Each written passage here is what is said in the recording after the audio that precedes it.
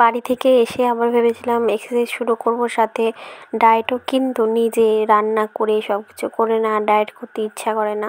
আজকেও 2 দিনকার ভিডিও একসাথে শেয়ার করছি। সকালবেলা উঠে একটু যোগা করে নিয়েছিলাম, তারপরে এখানে দেখতে পাচ্ছ ব্রেকফাস্ট করেছিলাম, সাথে একটু টক দইও নিয়েছিলাম। আর আমার মাছ এনেছিল, মাছগুলো সব ভালোভাবে ধুয়ে ফ্রিজে ঢুকিয়ে দিয়েছিলাম, সাথে পাবদা মাছও এনেছিল। তারপরে চান দান করে এসে এখানে পুজো দিয়ে দিলাম ঠাকুরকে।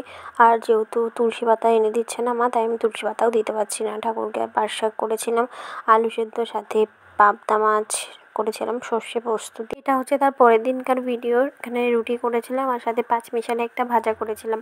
আর এখানে আমি স্পেশালটা রান্না করতে গেছিলাম, সেটা হচ্ছে যে শুক্তো রুই মাছের পাতুরি, যেটা রান্না করতে করতে আমার কোমরটা গায়ে সত্যি ব্যথা হয়ে গেছিলো, কারণ অনেকটা শুক্তো করেছিলাম। আর সাথে অনেকগুলো পাতুরিও করেছিলাম, কারণ আমার শাশুড়ি মা বলেছিল যে তোদের বাড়িতেও কটা দিয়ে আসবি। তো আমি 10খানা পাতুরি করেছিলাম, আর সাথে চাটনিও ছিল।